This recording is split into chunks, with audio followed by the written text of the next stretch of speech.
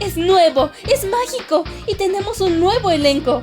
Este es el podcast de Soccer Punch Con lo más destacado, lo más entretenido y lo más extraño del balompié. Este es el podcast de Soccer Punch, el podcast de fútbol con quinielas, resultados, noticias, reportajes y más.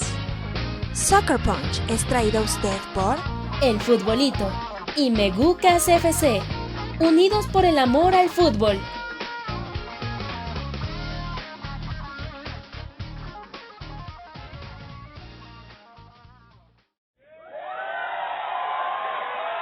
¡Atención! Se acaba de meter un aficionado a la cancha. No, esperen. Alguien ha denunciado a Senegal por usar magia negra. ¡Uy! Otra vez Boca y River destrozaron el McDonald's del Obelisco. ¿Quién decidió que México va a jugar con Portugal en Estados Unidos? ¡Otra vez! ¡Alto, por favor! ¿Qué está pasando aquí? Todo esto es tan random como esta sección.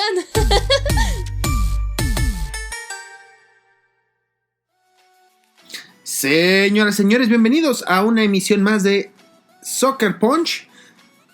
Justo cuando estamos abriendo el mes de mayo.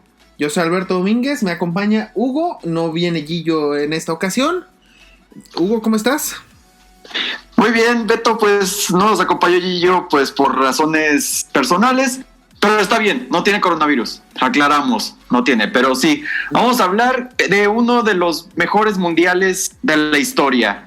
Y nuevamente fue en nuestro país. Y justamente cumple este mes de junio 50 años.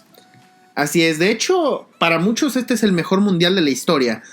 Yo considero que este es el último mundial de la era, por así decirlo, romántica del fútbol. Porque a partir de... Yo siempre he considerado...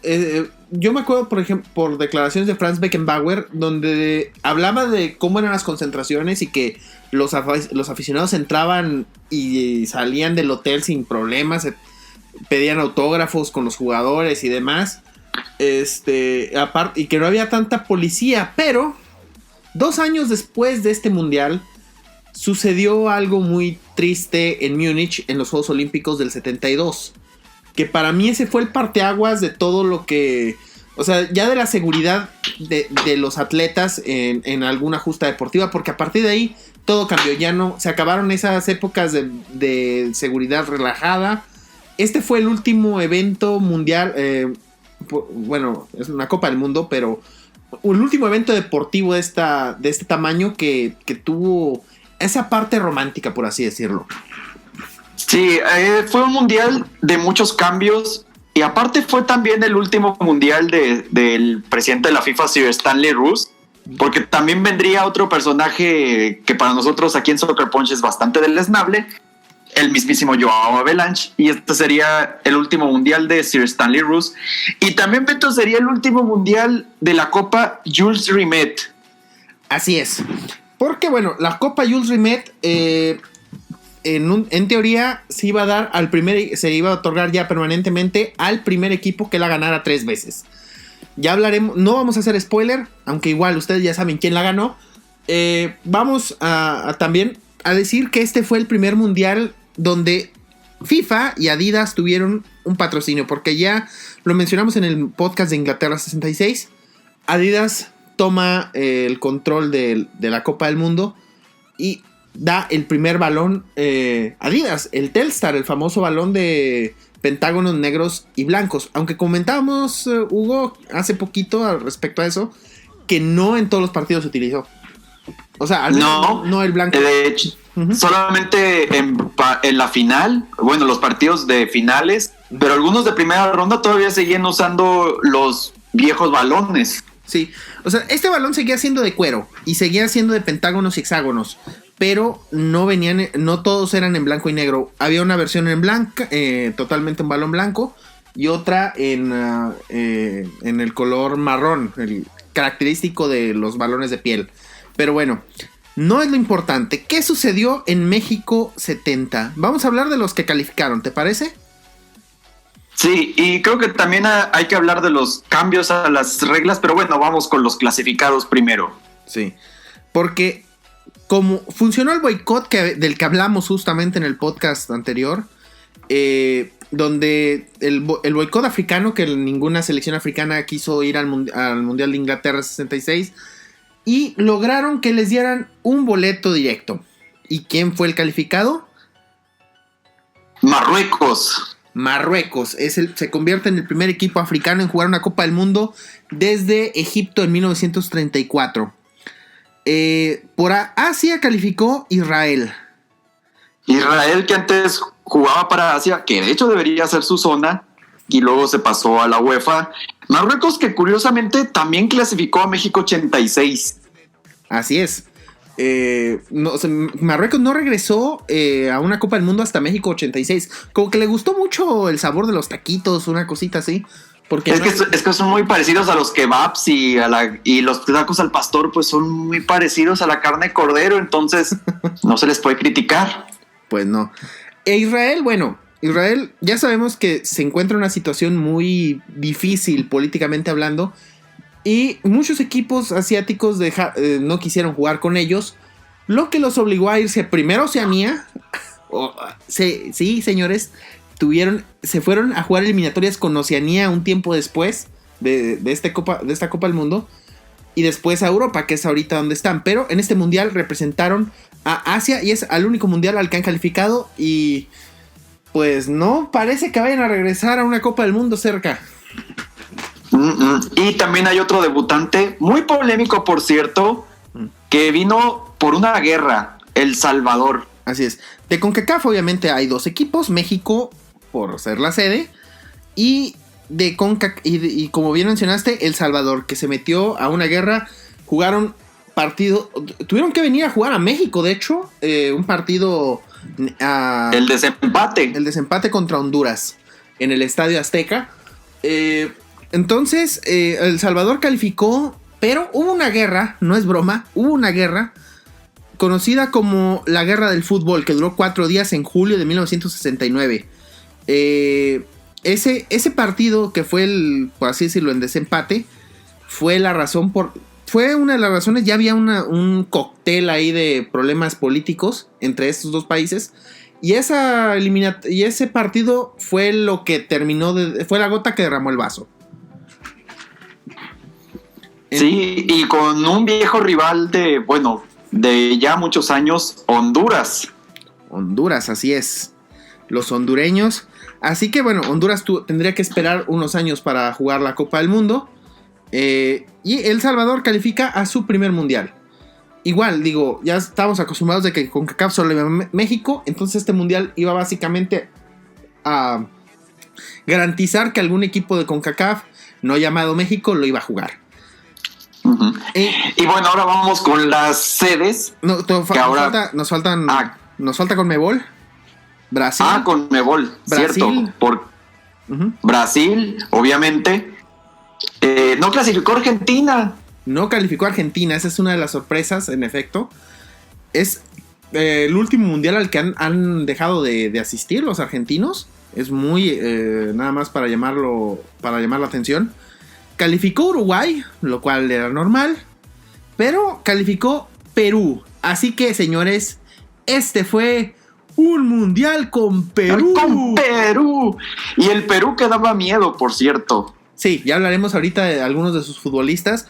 Y de UEFA, de Europa, vinieron 9 equipos. Bélgica regresaba a una Copa del Mundo, se había perdido las últimas. Bulgaria regresaba tras el Mundial del 66. Regresaba Checoslovaquia, que no calificó en el 66, pero había sido subcampeón en el 62. Obviamente, Inglaterra como el campeón defensor, tenía su boleto automático en aquel entonces. Italia, Rumania, la Unión Soviética, Suecia, que también regresaba después de perderse las últimas 2 Copas del Mundo, y Alemania Federal. La sorpresa es que no calificaron ni Francia ni España. Sí, Francia, que de hecho creo que, si no me equivoco, venía de ser campeón de Eurocopa. No, el campeón europeo era Italia, pero lo mencionamos en el Soccer Punch pasado que Francia, o sea, no era un equipo tan poderoso en aquel entonces. Y España, pues, había decepcionado en la última Copa, en la última Copa del Mundo tras haber sido campeón de Europa en el 64. Y en el 68 tampoco fueron a la Euro. Eran años oscuros para la Furia Roja, por así decirlo, porque tampoco calificó el 74. Y sí. Uh-huh. Ahora sí, las sedes, Hugo. Las sedes solamente fueron 5. Bueno, tomando en cuenta que era un torneo de solamente 4 grupos. Y fueron 5 las sedes. Obviamente el Azteca, que venía recién estrenado, tenía solamente 4 años de haberse estrenado. El Jalisco, que llevaba apenas 10 años. Sí. El Estadio Cuauhtémoc. El Nou Camp de León, que también era nuevo para sustituir a la Martinica. Y digamos que la sede Toluca. Sí. De hecho, este es el único estadio que estaba construido desde antes de que se tomara en cuenta el proyecto de la Copa del Mundo. Porque, bueno, el Jalisco tenía ya 10 años. Pero el Jalisco lo construyeron pensando justo en la posibilidad de albergar un mundial. Y el Jalisco, antes de la Copa del Mundo del 70, solamente tenía la parte inferior. O sea, hoy ya vemos que está la zona inferior y la zona superior. La zona superior se construyó para el Mundial de México 70. Y el Aztec, o sea, los 4 de los 5 estadios fueron construidos para el Mundial. Porque el Cuauhtémoc también está. El Cuauhtémoc también tenía 2 años y el Nou Camp de León tenía 3. Precisamente porque México tenía que competir para ganar la sede, que la ganó en el Congreso de Tokio de 1964, con 56 votos a favor por solamente 32 en contra. Así es. ¿Quién era el otro país que estaba peleándolo? Ahorita lo averiguo porque se me fue el dato. Estaba en Argentina. Sí, le ganó el Mundial a Argentina, justamente. Le ganó el Mundial a Argentina, o sea, y precisamente por el proyecto que presentaba México, porque dijeron, oigan, tenemos nuevos estadios, tenemos una televisora poderosa, porque lo mencionamos en Inglaterra 66, la BBC se encargó de la transmisión universal. Y aquí fue lo que se llamaba Telesistema Mexicano, hoy Televisa. La Televisa que daba miedo. Esta sí era la Televisa. Televisa que daba miedo. Esta sí daba miedo. Y otros países que también habían querido tener la justa eran Australia, Colombia, Japón y Perú. Pero esos últimos 4 se rajaron a la última. Y Argentina, pues al final iban a dar un mundial, pero 8 años después. Uh-huh. Y bueno, ahora los bombos. Los bombos, ¿los dices tú o los digo yo? Empecemos uno cada uno. Ok, vamos con el bombo 1, que son el primer grupo de europeos. Inglaterra, campeón defensor. Italia, la Unión Soviética y Alemania Federal. Uh-huh. O sea, son... Sí, el grupo de miedo, o el bombo de miedo. Sí, aquí al que se le tiene que tener miedo. Aquí hay que tomar en cuenta que estos 3 de estos 4 fueron semifinalistas en Inglaterra 66. Y como Portugal no calificó, se le dio ese lugar a Italia. Entonces, por eso es campeón de la Euro. Así es, el campeón de la Euro. Que no le ha ido bien en Inglaterra 66, pero era el campeón europeo, pues era el mejor para sustituir a Portugal, que no calificó. Ahora vas tú. Bombo 2, América, que era Brasil, México por ser anfitrión, Perú y Uruguay. Bueno, obviamente a México le iban a mandar automáticamente al grupo 1, al grupo A, que iba a ser en el Estadio Azteca. Pero ahorita vamos a hablar ya un poquito de cómo quedó. O sea, era el único equipo que estaba ya sembrado. Los otros 3 iban a entrar ahora sí al sorteo. Ahora sí, el bombo 3 es otro grupo de europeos. Es Bélgica, Bulgaria, Checoslovaquia y Suecia. Pues este grupo es de los europeos light, por así decirlo. Bueno, faltaba el más débil faltaba un europeo que está en tu bombo, Hugo. Sí, el bombo, entre comillas, resto del mundo. Rumania, entre comillas, el más fácil de los europeos. El Salvador, Israel y Marruecos, de quienes, o sea, los debutantes. O sea, aquí te alegrabas por ver a cualquiera de estos en tu grupo. O sea, este va a ser la comidilla de tu grupo, sí o sí. Sí, totalmente. Y bueno, ahorita vamos con los grupos porque hay que comentar que una de las cosas que cambiaron y que también eliminaron este romanticismo del fútbol fue cambios al reglamento de arbitraje.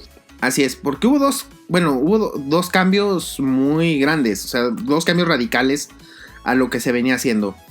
Ya hablamos de los escándalos de Inglaterra 66 en cuanto al arbitraje, pues que se hizo que la FIFA introdujo un sistema de tarjetas, las famosas tarjetas amarillas, las tarjetas rojas, que pues en su momento fueron algo polémicas, porque ahorita vamos a hablar un poquito de eso conforme vayamos repasando qué sucedió en los partidos, pero como que los árbitros no se terminaban de adaptar a las tarjetas. Sí, era algo, y lo vamos a comentar más adelante, era algo muy parecido. O sea, si aquí nos estamos quejando mucho lo habrán visto en episodios pasados, nos quejamos mucho del VAR, pues si hubiera sido 1970, nos estaríamos quejando de las tarjetas. Bueno, para empezar, si estuviéramos en 1970, no sé, esto se llamaría Ponche Fútbol, presentado por Nescafé, y aparte, no sé, nos presentaríamos de que sí, esto es fútbol, esto es Ponche Fútbol y estamos en nuestra casa Televisa y yo no soy gay porque eso es para enfermos mentales. O tarjeta amarilla patrocinada por Ponche, Nescafé o Nestlé. Ya me confundí, ya me cuatrapié. Y las mujeres a la cocina, no a la cancha, porque viva el machismo, viva el patriarcado. A fuerzas. Y obviamente, y bueno, eso sí, lo que sí les hacemos de una vez el spoiler. La tarjeta roja tuvo que esperar 4 años para debutar en una Copa del Mundo, porque la tarjeta amarilla sí se usó, pero la roja no hubo ninguna expulsión en este mundial. Lo cual te habla en teoría de que hubo fair play en este mundial, pero ya veremos que no necesariamente fue el caso. No, eso va a ser más adelante. Y otro de los cambios al arbitraje es que ya se permitían los famosos 3 cambios. Dos cambios en aquel entonces. Eran 2. Uh-huh. Sí, 2 cambios en aquel entonces. Uh-huh. Y ya eran opción libre, porque antes los cambios solamente se daban. No se daban. En caso de. Prácticamente no se usaban. Entonces ahora sí había la opción de cambiar jugadores que antes se hacían por si había el jugador lesionado o si ya no tenía uno capacidad de hacerlo. Uh-huh. Y después se harían los cambios pues de manera estratégica. Sí, de hecho, pues todo eso sucede porque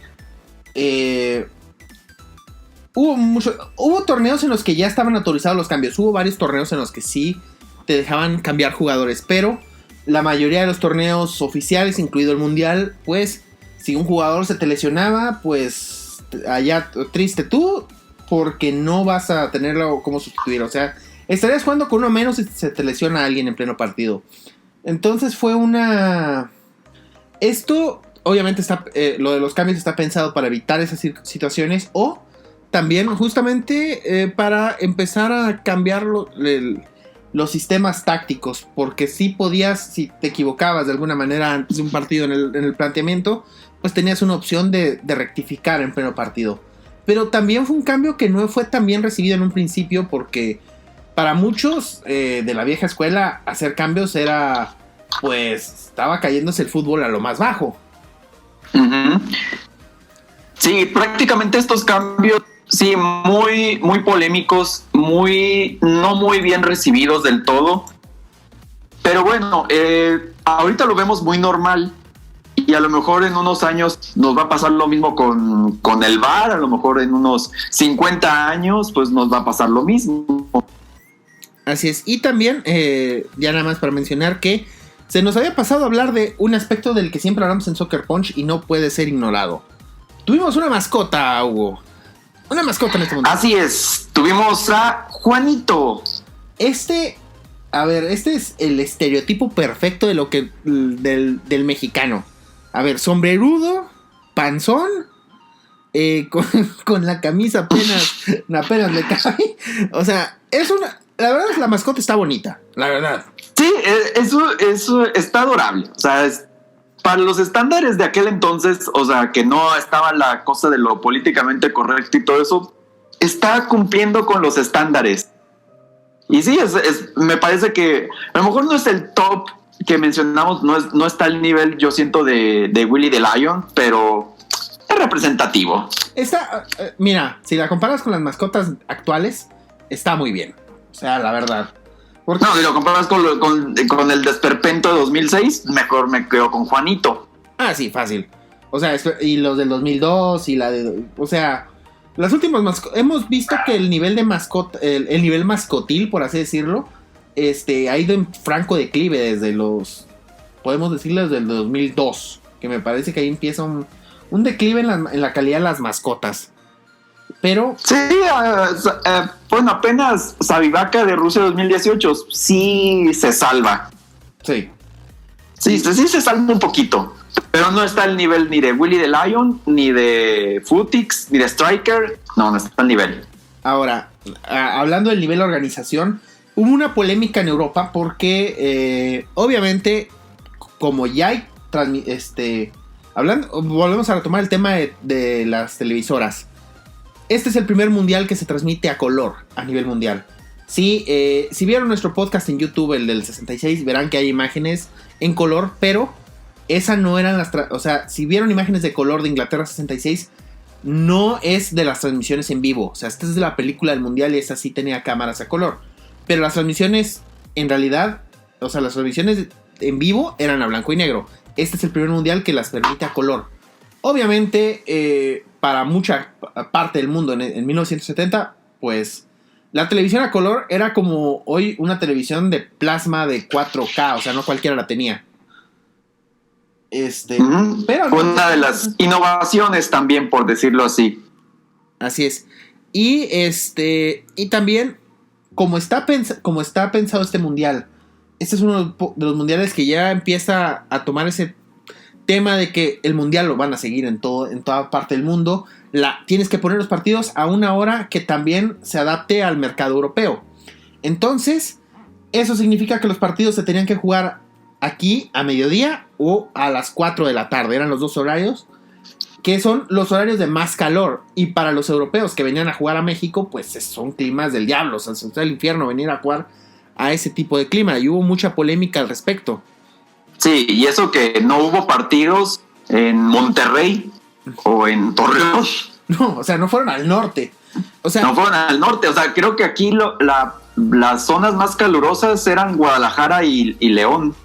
Sí, y obviamente el Azteca por el peso, la altura y todo eso. Y todas las sedes están muy pegadas, o sea, muy pegadas. O sea, por ejemplo, de Guadalajara a la Ciudad de México se hacen 6 horas en carretera. O sea, sí te las puede chutar.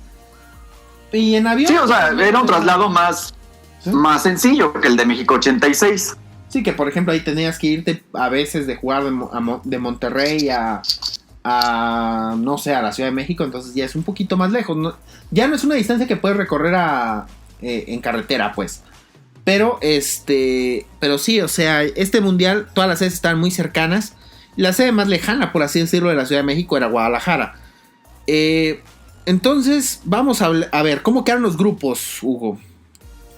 Grupo A, México como sede, la Unión Soviética, Bélgica y El Salvador. O sea, pusieron a los dos de CONCACAF en el mismo grupo, pero era algo que estaba permitido. Sí, y aparte, este es un grupo que me acuerdo perfecto a Raúl Cárdenas, el entrenador de la selección, dijo, cuando salió el sorteo, nos gustó el grupo porque era un grupo donde había dos rivales que o empatábamos o ganábamos, que era el caso de la Unión Soviética o de Bélgica. Yo no sé si podrías contar con la victoria contra la Unión Soviética, pero con Bélgica sí era el caso. O sea, esta no era una Bélgica que no era tan... No era la Bélgica de hoy en día que sí tenía nivel y que te daba miedo enfrentar. Uh-huh. En aquel entonces... este era un flancito. Sí. Y decían, bueno, y nos toca El Salvador, que a ese sí lo vamos a golear. O sí, a este sí lo íbamos a golear. A ese sí. Entonces, y bueno, grupo B. Uh-huh. El grupo B, Italia, Uruguay, Suecia e Israel. Sí, el grupo 1 todo iba a ser en la Ciudad de México, en el Azteca. Este grupo era el de Puebla y Toluca. Sí, Uruguay como cabeza de serie, por así decirlo, le dieron todos los partidos. Era el único que jugaba sus 3 partidos en Puebla. No sé si lo que no querían era que no regresara jamás Uruguay a una Copa del Mundo, porque mandarlos a jugar a Puebla, pues, bueno, cualquiera que entrara en este grupo, porque los ibas a mandar a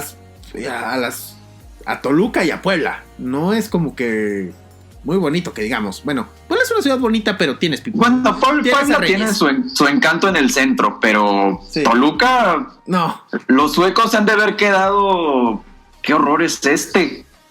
O sea, ¿Cómo pasas de Estocolmo a Toluca? O sea, no. Y Suecia, pues obviamente jugó 2 partidos en Toluca. Así que bueno. El grupo 3, Hugo. Grupo 3, Inglaterra, el campeón defensor. Brasil, Checoslovaquia y Rumania. Este era el grupo de la muerte. Este es el grupo de Guadalajara. Sí, este era el grupo de Guadalajara. Y era el grupo de la muerte porque todavía Checoslovaquia.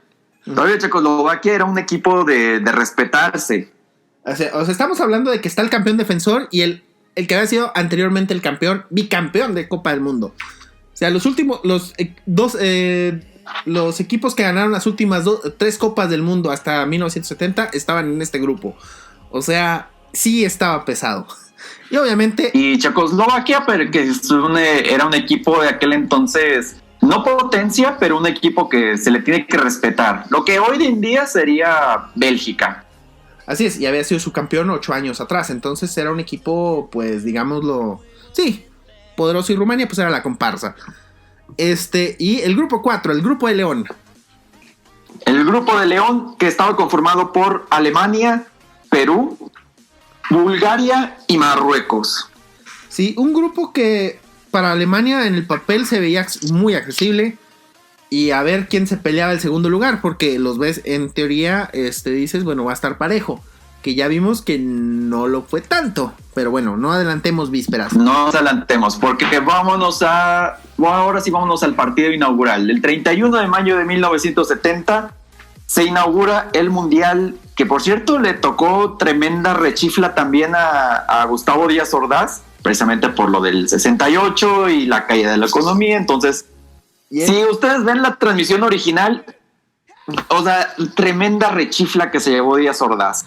Sí, y aparte era un partido muy políticamente cargado, porque justamente por eso del 68, ¿quién representaba la ideología que más odiaba a Díaz Ordaz? La Unión Soviética. O sea, no le podían poner un rival más con más acorde. Sí, con más jiribilla para un partido inaugural. Un partido que él iba a estar en el estadio. O sea, con lo mucho que odiaba el comunismo ese hombre. O sea, yo me imagino así que les dijo, señores, si no ganan este partido los mato a todos. O sea, de plano. O sea, aquí se repite Tlatelolco. Sí, perdón, hicimos un chiste demasiado negro, pero es que era Díaz Ordaz, o sea, sí, es Díaz Ordaz y la escuadra. Sí, o sea, es que sí, de plano, o sea, era un partido muy políticamente correcto. Y aquí tenemos al primer equipo que le hizo caso a la recomendación del calor, porque los soviéticos les dijeron, oigan, señores, vamos a estar media hora, ustedes van a tener que estar media hora en el sol, saludando a todo mundo. Y pues, ¿qué hicieron los soviéticos? Que están, obviamente, los traes de Siberia hasta el calor de la Ciudad de México a mediodía. Pues, ¿qué hicieron? Llevaron a los suplentes. Mandaron a todos los suplentes, la mitad de los suplentes, los mandaron a estarse asoleando 30 minutos. Porque sí, o sea, tenías que darle el saludo a Sir Stanley Rouse, le tenías que dar el saludo a Díaz Ordaz. Que me imagino Díaz Ordaz saludando a los soviéticos así. Que todavía no inventan el gel antibacterial y necesito uno. No se me vaya a pegar el comunismo con tanto saludo. Y pues total, este partido es un 0-0 infumable. Un partido bastante infumable, bastante aburrido. Uh-huh. Y que pues, bueno, pues era la inauguración. Sí. Era más bien el show de que, sí, inauguren todo, papelitos, globitos y la escolta como si fuera Como si fuera ceremonia de los lunes en la escuela. Sí, la ceremonia del saludo a la bandera. Y aparte, digo, esta era la época donde los partidos inaugurales eran bastante aburridos. O sea, este fue un partido inaugural más. O sea, no, ni menos ni más de lo que estábamos acostumbrados. Hay que mencionar que en este partido es histórico porque, obviamente, se dan el primer cambio, de hecho al medio tiempo. Víctor Serebryanikov salió de cambio por Anatoly Pusach. Entonces, ese fue el primer cambio. Y la primera amarilla también. Y la primera tarjeta amarilla. También para un soviético fue. Eugene Lovchevs fue el primer amonestado. Así que, pues con esto, el primer uso de tarjetas en una Copa del Mundo y el primer cambio. Y México, hay que decirlo, porque para poner el contexto, México tuvo un revés muy fuerte antes de empezar el Mundial, porque uno de sus máximos referentes, o quizás su mayor promesa en ese entonces, era Alberto Onofre, un jugador del Guadalajara, de las Chivas, que habían sido campeonas de liga. Pues 2 días antes de inaugurar el Mundial se fracturó. Y Alberto Onofre, pues básicamente ahí ya terminó su carrera. Ya no volvió a ser el mismo jugador que había deslumbrado con las Chivas. Y bueno, México se quedaba sin uno de sus jugadores más talentosos. Y este Mundial tampoco fue Enrique Borja, dicho sea de paso. Tampoco fue Borja, que ya estaba en el América y ya estaba digamos, en su momento más cumbre. Así es. Y sí, y hay que mencionar también, creo que rapidito, que solamente 2 jugadores de Chivas estaban en la convocatoria, Calderón y Valdivia. El Cabo Valdivia, así es. Y Nacho Calderón, pues, era el portero titular. Había sido el titular en el 66, de hecho. Ya lo mencionamos, el cuate Calderón. Y el Cabo Valdivia, pues era pues un buen delantero. De hecho fue el goleador de México en este Mundial, pero no adelantemos. No adelantemos. Ya veremos más adelante. Bueno, segundo partido del grupo A, Bélgica le gana 3-0 a El Salvador. Normal.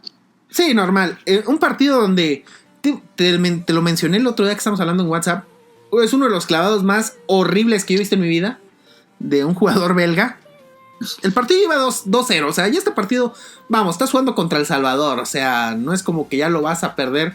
Pues se echa un clavado de esos asquerosos, o sea, fue un clavado que yo no sé cómo demonios el árbitro, que era rumano, Andrei Radulescu, se lo compró. O sea, es un clavado, ni Robben se atrevía.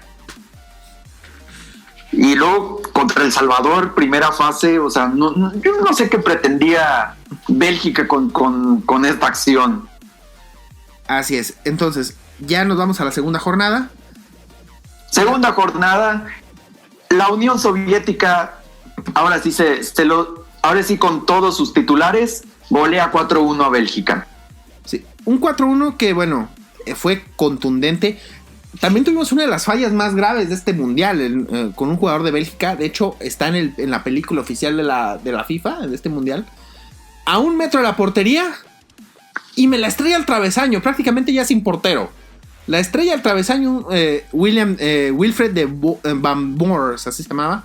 Wilfred Van Moors, que era la estrella de Bélgica, pero la falla de manera increíble. Y la Unión Soviética, pues normal, era lo que esperabas, que le ganara a Bélgica, quizá no por un marcador tan claro, pero pues hizo valer su condición de favorito. Que por cierto, Bélgica, la Unión Soviética en ese partido sacó una combinación inusual: camiseta roja, shorts azules y pues las calcetas rojas. Y aparte también hay que tomar en cuenta que ya la Unión Soviética ya no jugaba con Lev Yashin.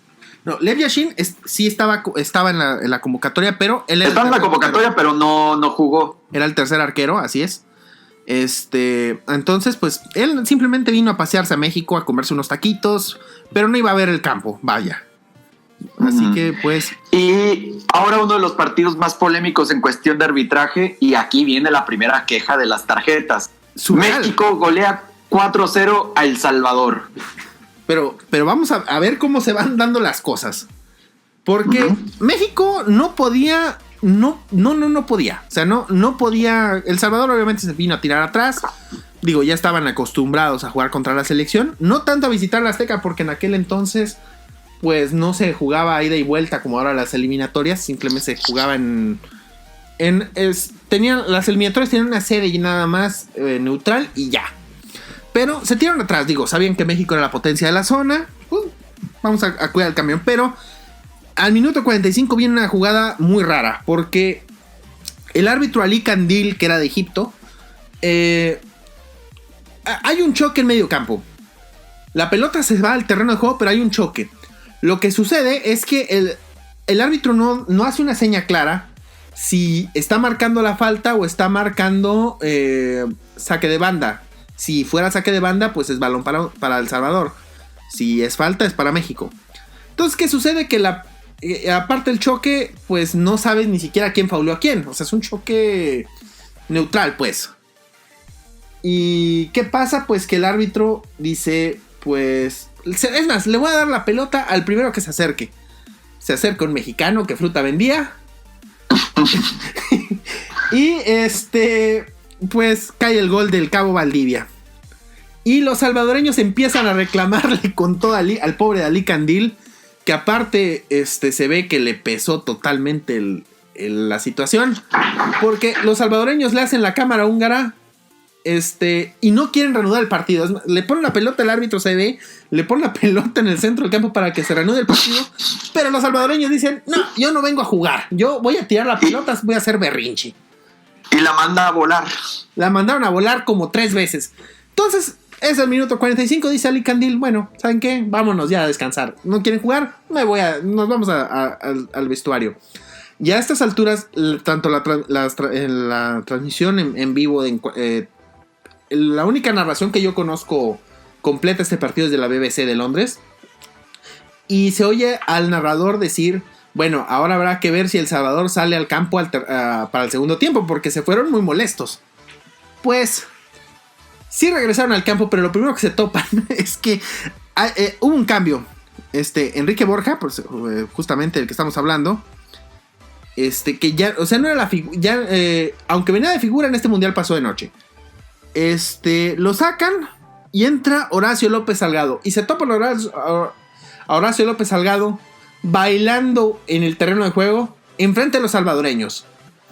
O sea, todo es como que la tormenta perfecta, así como yo me imagino al árbitro, a Ali Kandil, decir, bueno, se fueron muy calientes, con que México no note rápido, pues todo va a estar bien, ¿no? Y si aunque se topen a este tipo que se está aparentemente burlando, pues ojalá México no anote primero. Al menos no los primeros 5 minutos. ¿Y qué sucede? Minuto 46, vuelve a anotar el Cabo Valdivia. Y aquí sí, todo se fue al carajo. Todo se fue al carajo y aparte también pues el árbitro pues no tuvo lo que nos quejamos mucho en Soccer Punch de que los árbitros no tienen sentido común. Con el VAR, aquí el árbitro no tuvo sentido común en sacar una que otra tarjetita, de poner calma con las tarjetas, pero también pues no había... Ya estaba muerto de miedo. Esa, digamos... Sí, o sea, no había autoridad moral de las tarjetas, era como que, sí, te saco la amarilla, ¿y eso a mí qué? Yo voy a seguir con la bronca. Sí, y tiraron patada a los salvadoreños, como vieron que el árbitro ya no iba a hacer nada porque estaba muerto de miedo, pues siguen tirando patadas y aún así México sigue anotando porque metió gol Fragoso y metió gol Ignacio Basaguren con tremendo error del arquero Raúl Magaña. Por cierto, tiene nombre de actor de telenovela este muchacho, el portero del Salvador. Entonces un 4-0 que hasta hoy es la victoria más grande que ha tenido México en una Copa del Mundo. Y aquí se daba una situación muy curiosa porque la Unión Soviética goleó 4-1, México ganó 4-0. Entonces iba a ser un factor la diferencia de goles para ver quién iba a ser primero del grupo. Y ya la jornada 3, ¿qué sucede? Y bueno, la jornada 3, la Unión Soviética, pretends to be shocked, le gana 2-0 El Salvador. Normal, nada que escribir a casa. Entonces México tenía que ganar al menos 2 goles para ser primero de grupo. Y aparte, para asegurar no solamente el primer lugar, sino seguir jugando en el Azteca o irse a Toluca. Así es. O sea, sí, México tenía que ganar por al menos 2 goles. Y pues, ¿qué sucede? Que al minuto 14 viene una patada de un jugador belga. Que la verdad es una patada que no te firma ni octagón. O sea, ese penal es uno de los penales más troncos. Clarísimos. O sea, tronquísimo se vio el defensa. Es una tijera, o sea, ni octagón, ni el luchador que ustedes me mencionen, ni Rey Misterio te la firmaba. Y mete gol el capitán Gustavo el Halcón Peña. Que con ese 1-0, pues México ganaba, aseguraba su pase a la siguiente ronda, pero pues Pero quedó segundo del grupo y eso hacía que tuvieran que ir a jugar a Toluca y la Unión Soviética se quedaba en el Azteca. Así es, porque México, los dos quedaron con diferencia de +5, pero México anotó 5 goles por 6 de la Unión Soviética. O sea, México no recibió gol en toda la primera ronda. Pero, pues, por eso... Hasta la fecha no ha repetido dicha hazaña. No. En Brasil 2014 nada más se quedaron unos minutos de lograrlo contra Croacia, ¿te acuerdas? Porque contra Brasil y contra Camerún no recibieron gol, pero contra Croacia solamente recibieron 1. Así es, entonces, pues bueno, fue la primera ronda de México donde hizo las cosas bien a nivel defensivo, pero pues no, o sea, y sacó los resultados que todos esperábamos que sacara, pero pues tuvieron la mala suerte de que la Unión Soviética pues anotó un golecito más. Y bueno, ahora vámonos al grupo 2, el grupo de Puebla y Toluca. Lo inauguran Uruguay ganándole Pretexto Bishoket a Israel. Un 2-0 en el Cuauhtémoc, nada normal, o sea, es lo que esperarías, con goles de Maneiro y de Mujica. Por cierto, no confundir con el expresidente Mujica. Así es, y dato de vital importancia, el número 3 de Uruguay era Roberto Matosas. ¿Te suena el apellido? Ay, no me digas que es el papá de un personaje lamentable del fútbol mexicano. Así es el papá de Gustavo Matosas. De hecho, Roberto Matosas entrenó también en México ya después de que se retiró. Y adivina quién entrenó. Sí, y jugó en Toluca, si no me equivoco. Ajá, pero así es. Y aparte entrenó. Se entrenó a uno de nuestros consentidos del fútbol mexicano, al Veracruz. Entrenó al Veracruz también en un fútbol. De hecho, ahí vive Roberto Matosas hasta hoy. Ahí radica. Entonces, bueno. Así Uruguay pues gana 2-0 contra una selección israelita que no trae absolutamente nada. Y en Toluca, Italia le gana 1-0 a Suecia en un partido que pues a los suecos les pesó la juventud, por así decirlo. Sí, una selección muy, muy joven la de Suecia y la de Italia que tenía un promedio de edad de al menos 27 años. O sea, Italia estaba en su punto y aparte era una Italia que venía, como lo dije en el episodio de Inglaterra 66, ya venía dando muestras de catenaccio, pero ahora el catenaccio ya estaba forjado, ya estaba en la mentalidad de los jugadores. Hay que recordar que la base de los jugadores de esta Italia era qué asco, era el Inter. El Inter que daba miedo. El Inter y el Cagliari que daba miedo. El Cagliari, Dios mío. Y había, aparte, o sea, traían una delantera muy, muy pesada. O sea, tenían a Luigi Riva, que era un delantero muy bueno, y a Roberto Boninseña. Ese Cagliari que fue campeón en el 70 precisamente. Así es. Entonces era un equipo que tenía una mezcla. O sea, si bien jugaba mucho al catenaccio,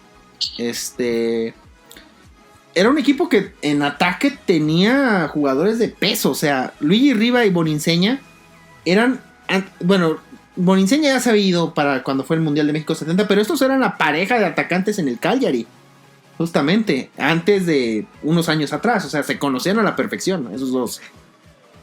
Y aparte los acompañaba también Angelo Dominguini, que era Él estaba también en el Cagliari, fíjate. Era Sí, era la base, era el Inter y el Cagliari. el Cagliari, que daba miedo.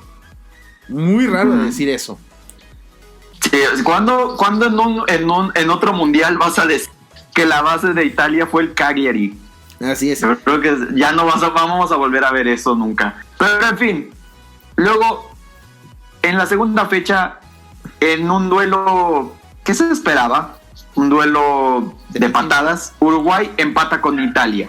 Así es. Un partido entre dos equipos que predican más con el orden en defensa, pues no se podía esperar otra cosa. Sí, no ofrecía nada. No. Era algo que se veía venir. Y bueno, en Toluca, este partido que digno del humorismo involuntario, Suecia empata con Israel. Sí. En Toluca. Para empezar, fue un mar de patadas. Se dieron hasta por debajo de la lengua. O sea, sí, yo creo que Israel aprendió las malas mañas el partido de Uruguay y dijo, bueno, pues si Uruguay nos ganó con patadas, nosotros le podemos ganar a los suecos con patadas. Y dato de vital importancia, el servicio militar es forzoso en Israel. Es forzoso. Tienes que ir al menos a 2 años a servir al ejército. Entonces, estos muchachos ya estaban entrenados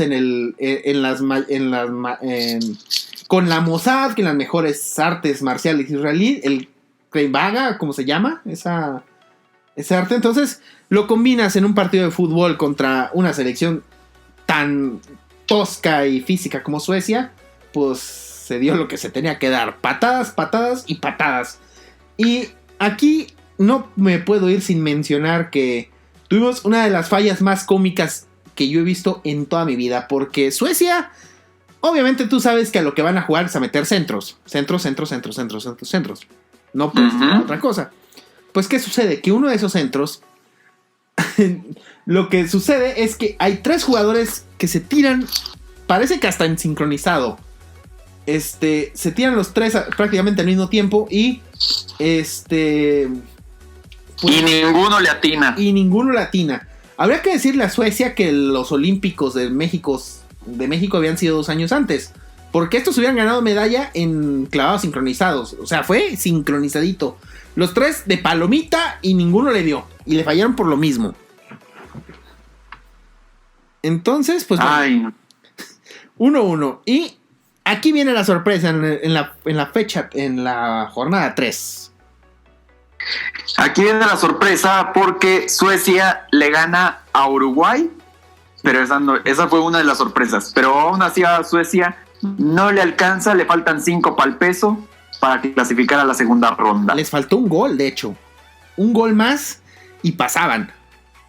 Uruguay, fiel a su costumbre, pues pasa por los pelos. Y hay una escena en la película oficial de la FIFA, de este mundial, donde se ve una uruguaya haciendo una sonrisa sarcástica y diciendo: esto es una porquería, ¿ves? Una porquería. Encabronada se me hace piropo como venía la uruguaya. No podía creer que habían perdido con Suecia y que aparte, pues, al menos se iban a ir de Puebla. Igual, el que ganara este grupo tenía que jugar en Toluca, pero sí iban a ir a la Ciudad de México. Entonces, digamos que no había razones para enojarse, señora.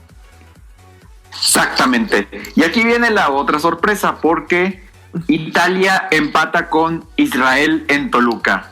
A ceros.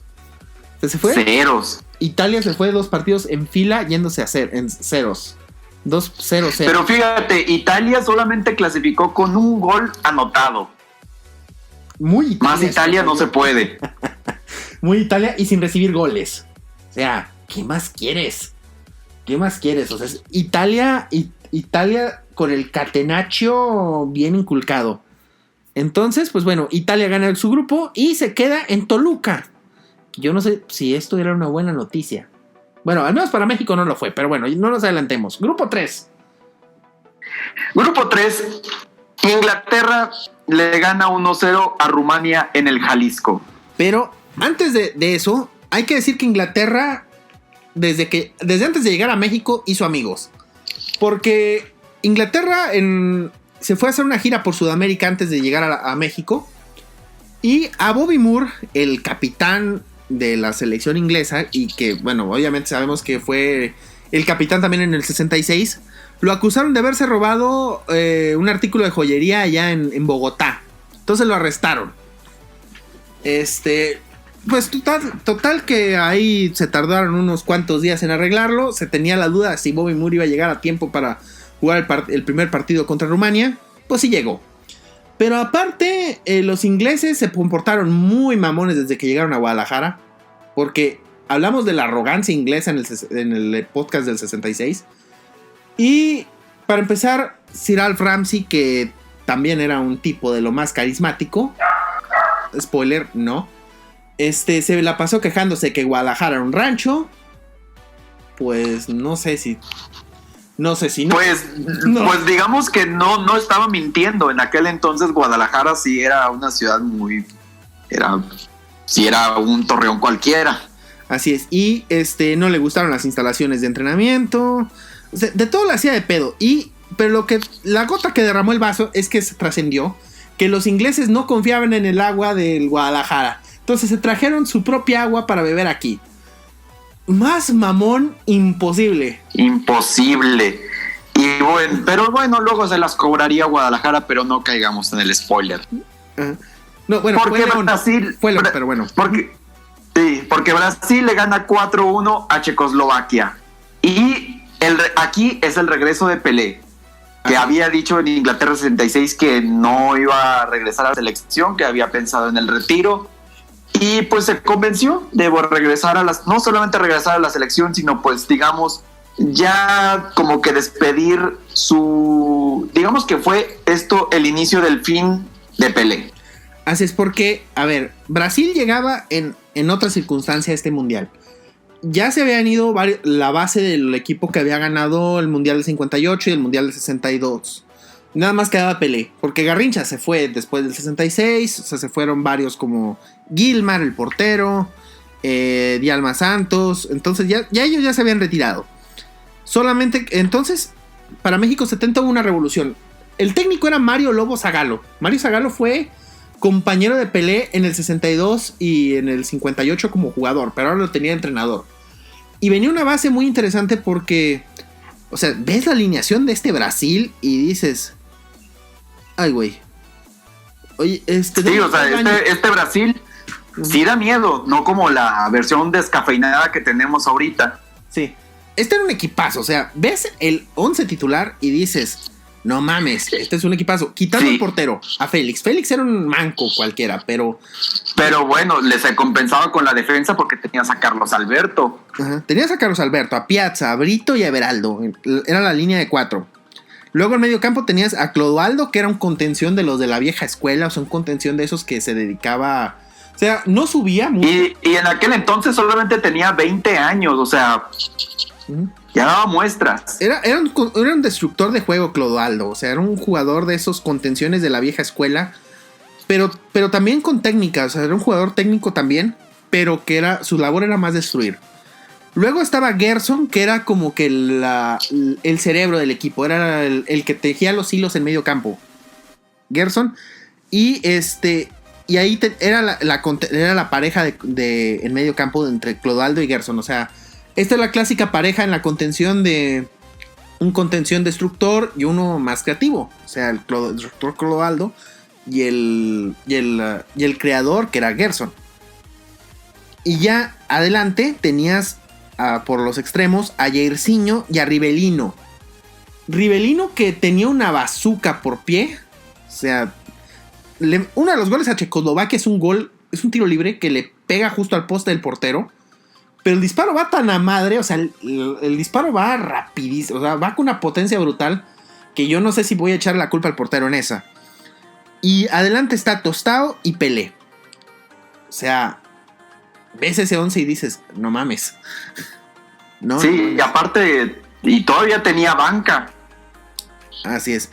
Entonces, le ganan a Checoslovaquia. Checoslovaquia se había ido arriba en el marcador, pero justamente ese gol de Rivelino que mencioné abre el camino. Luego hay un gol que me impacta mucho, es el gol de Pelé, donde le da donde se quita con un sombrerito al portero. Sí, es Pelé. Sí, es Pelé. Se quita con un sombrerito al portero, pero le sale tan fácil. O sea, lo hace ver tan fácil que dices, no mames. O sea, lo hace. No, mira, si ese gol se hubiera metido en la actualidad, ahorita ya estarían los de Invictos haciendo sus poemas piteros. Ah, sí, fácil. O sea, es un gol de esos que se ve lo hace ver tan de rutina que dices, no mames, esto es normal. Esto es normal en Pelé. Para él era normal. Para él era normal, pero para cualquier otro. Y aparte también hay que tomar en cuenta este romanticismo de Brasil con Guadalajara. Sí, ya se habían enamorado. O sea, sí. Aquí en este partido. Aquí empezó el amor. En este partido, justamente, viendo un Brasil que jugaba tan bonito y tan bien. Porque hay que recordar que jugar bien y jugar bonito son dos conceptos distintos. Entonces a la gente de Brasil se enamoró y aquí a partir de este partido empezaron a nacer los Edson, los Gerson, los Jairs en Guadalajara, porque esa ciudad está atascada de, sobre todo la gente que nació en los 70s tiene nombres de jugadores brasileños, sobre todo los que vivieron aquella época. Y bueno, segunda fecha. Aquí Checoslovaquia se convierte en una mentira porque Rumania le gana 2-1. Pero mira, viene otra cosa que se repite. Vuelve a ir ganando Checoslovaquia con gol de Petras otra vez, como pasó contra Brasil. Y luego le da la vuelta a Rumania. O sea, hasta aquí empiezas a decir, oye, ¿sabrán manejar un partido estos muchachos? Porque no parece. No parece, y aparte, también Rumania se convirtió en una especie de favorito sentimental para la gente de Guadalajara. Los tapatíos de esa época, uno de mis tíos, de hecho, me habla muy bien de que la gente quería mucho a los rumanos. O sea, los rumanos se convirtieron en como que en su... No como los ingleses y su propia agüita. Y su propia agüita, así es. Entonces, venía, ahora sí, el partido de la primera fase. El campeón defensor contra el que había sido campeón antes. Inglaterra contra Brasil, un partidazo en el Jalisco. Con arbitraje de un israelita, de hecho, Abraham Klein, que era uno de los mejores árbitros de la época. Sí, y gol de Jairzinho, que ya había anotado doblete contra Checoslovaquia. O sea, ya llevaba 3. De este partido, justamente, lo más recordado ni siquiera es el gol. Es que aquí sucedió la famosa atajada del siglo de Gordon Banks. Oh, sí, el cabezazo de Pelé, que lo ataja tan bien Gordon Banks, que de hecho Pelé dice, Gordon Banks, cuando murió Banks, creo que en 2016, si no me equivoco, cuando murió Pelé, lo único que dijo fue, él me hizo la mejor atajada para un gol.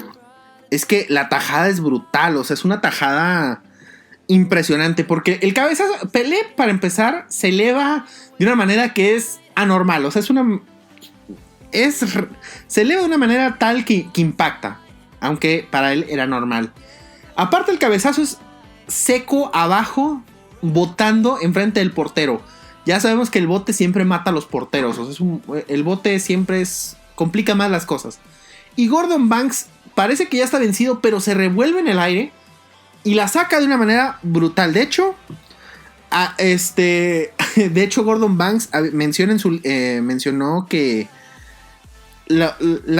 hubo una conversación y Pelé le dijo, pensé que era gol. Y Banks le contesta, tú y yo pensamos lo mismo. Y se mete Bobby Moore y le dice Bobby Moore a Gordon Banks, te estás volviendo viejo, Banksy. Tú te hubieras quedado antes con ese balón. muy estilo inglés todo este asunto. Y sí, yo creo que para mí es la atajada, la señora atajada. Sí, de hecho, me acuerdo cuando Ochoa le salvó una Neymar en el Mundial del 2014. Muchos en la FIFA compararon la atajada de Ochoa con la de Gordon Banks, aunque ambas jugadas, las dos atajadas son muy buenas, pero la de Banks es mucho más complicada por el bote. La de Ochoa es un remate muy bueno, o sea, es un remate muy colocado en el poste, pero no bota el balón. Lo cual... Pero hay que tomar en cuenta que, bueno, son dos épocas diferentes y aparte, bueno, Ochoa es un portero más elástico. Banks ya tenía sus añitos. Sí, Banks jugó este mundial con 33 años, o sea, ya era un jugador, ya era un portero veterano. Sí, ya ni siquiera estaba en el Leicester, ya estaba en el Stoke City. En el Stoke City que daba risa. Bueno, todavía sigue dando risa, pero bueno.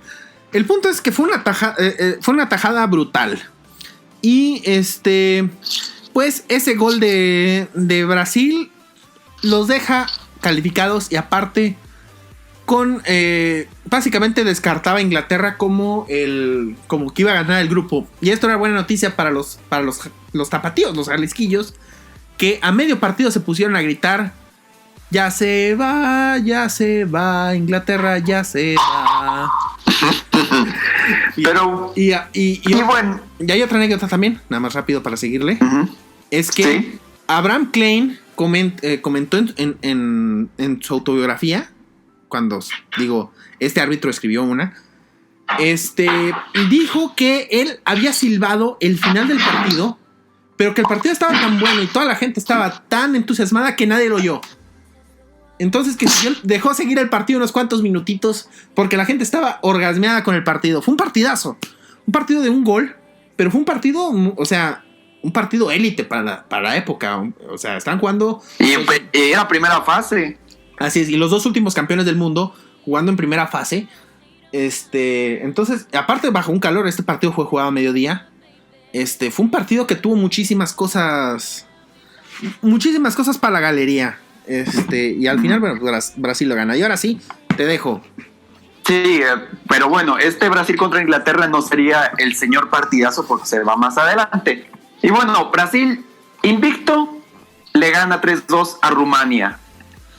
Así es, que aquí hay un gol de tiro libre de Pelé, que a mí todavía me sorprende porque hay un jugador, el disparo va al poste del portero, pero Jairzinho me parece que se tiene que quitar porque la pelota va hacia él y se quita de una manera muy rara. O sea, el portero ni la vio. O sea, tú jurarías ese balón se va a impactar en él, pero se alcanza a quitar de alguna manera y entra directo al arco. Los rumanos dieron pelea, o sea, los rumanos... Sí, los rumanos tenían posibilidad de calificar, así ganaban. Ciertamente era Brasil, pero Rumania estaba con las esperanzas de que Inglaterra no cumpliera y pudieran colarse a la siguiente ronda. Que jugaban el siguiente día los ingleses. Pero bueno. Sí, y ganaron 1-0 los ingleses. Sí, lo único por lo que se recuerda ese partido es que Inglaterra, pensando en el calor, se vino con otro uniforme a México. En este partido tuvieron que usar el de visita porque pero no usaron el uniforme rojo. Sacaron un uniforme usaron celeste, uno azul. Un uniforme celeste, pero una tonalidad de celeste muy bajo. Entonces, hubo muchas quejas, tanto de los mismos jugadores y de la gente que estaba viendo el partido en blanco y negro, de que no se distinguía quién era uno y el otro. Y Sir Alex Ramsey dijo, pues ¿saben qué? Este uniforme celeste, mucho gusto en conocerlo, pero no lo volvemos a usar. Exactamente. Y bueno, así queda entonces clasificado el grupo. Brasil, invicto, 8 goles a favor, 3 en contra, primero del grupo. Inglaterra, solamente 2 goles a favor, 1 en contra, 2 ganados, 1 perdido. Y pues Rumania y Checoslovaquia, mira, dale con la República Checa, no se acostumbra. Y se me van de regreso a sus ideales comunistas. Se me regresan a Praga y a Bucarest, respectivamente. Sí, y Díaz Ordaz yo creo que dijo, ¡ay, qué bueno que se fueron estos comunistas! Sí, nomás quedaba la Unión Soviética. Bueno, en este grupo también había un comunista, en el grupo 4 hubo.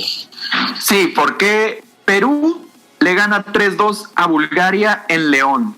Que por cierto, mancazo del portero peruano. Luis Rubiño se llamaba. Bulgaria se puso arriba 2-0 en el marcador. Iba ganando este partido 2-0.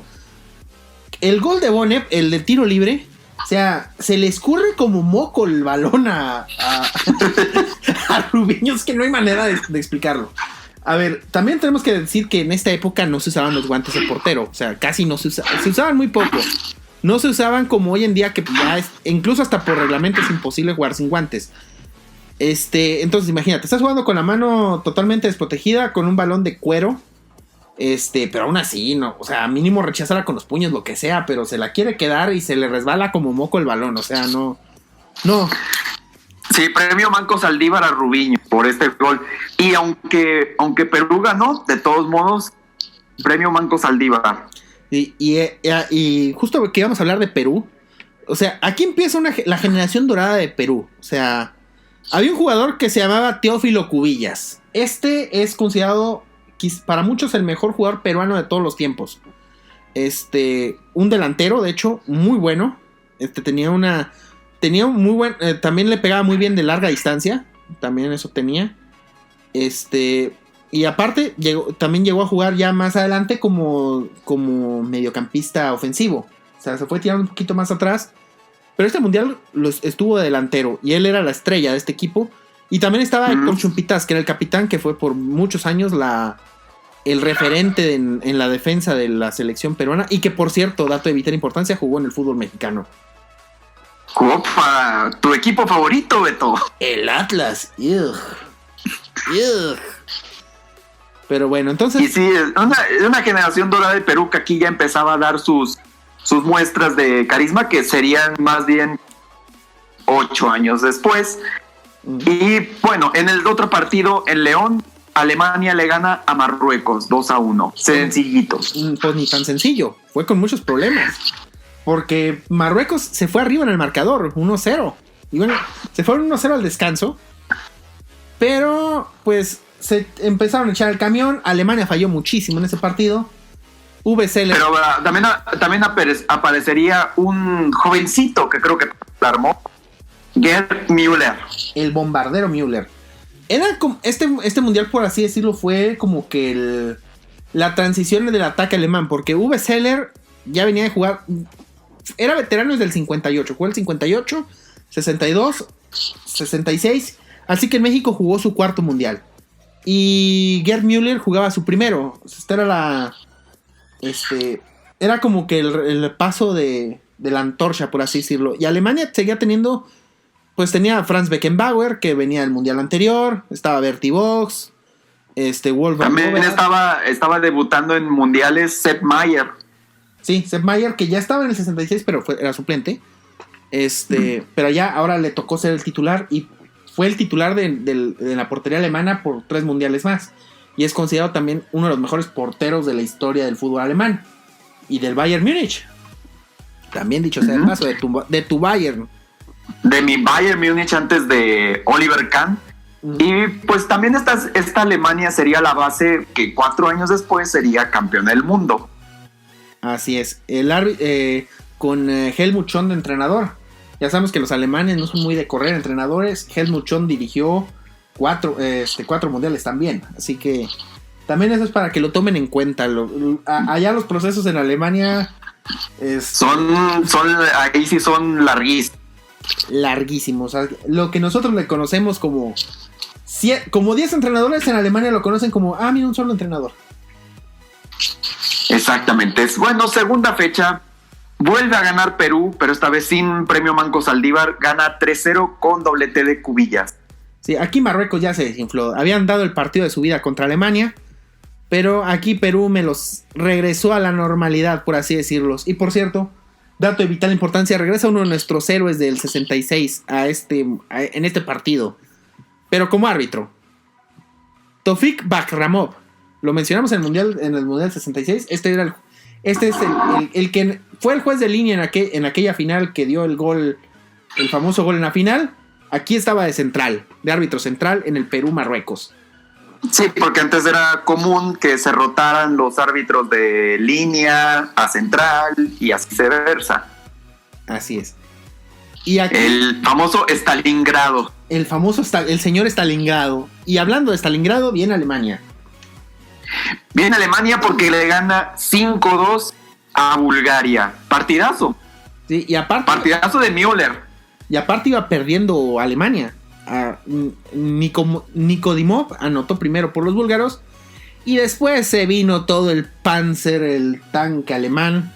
Les pasó por encima con 3 goles del bombardero Müller. También Uwe Seeler se hizo presente. Y Reinhard Libuda anotó el otro, el que había fue el Libuda fue el que anotó el empate muy poquito después del gol de Nikodinov.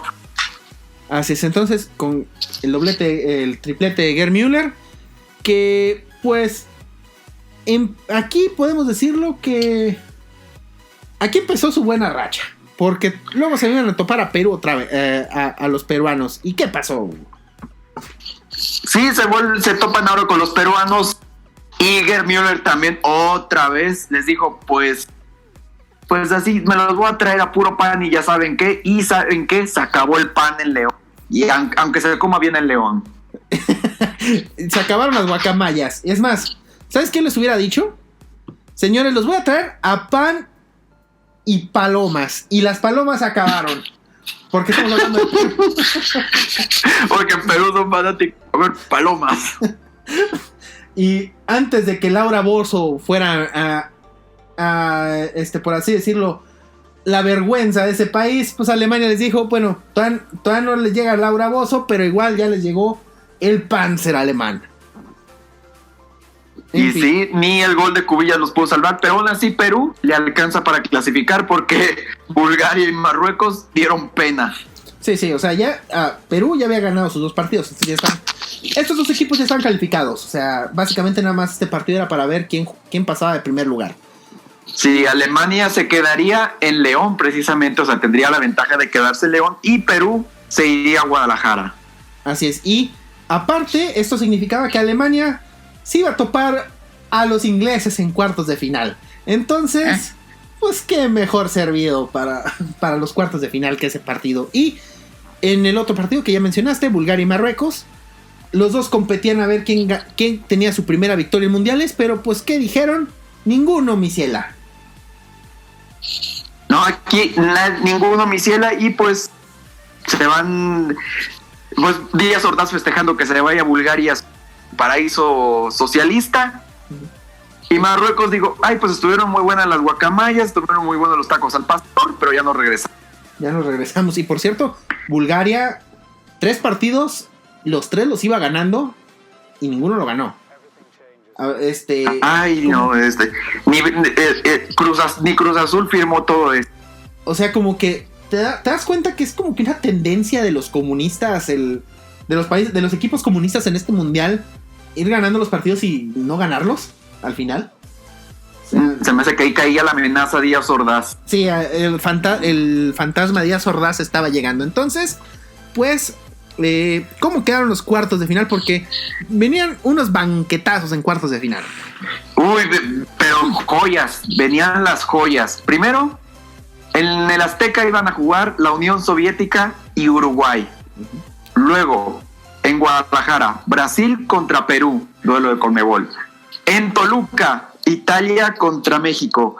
Y agárrate de la silla porque aquí sí viene el partido de partidos del cuartos de final. Alemania contra Inglaterra en León. Partidazo.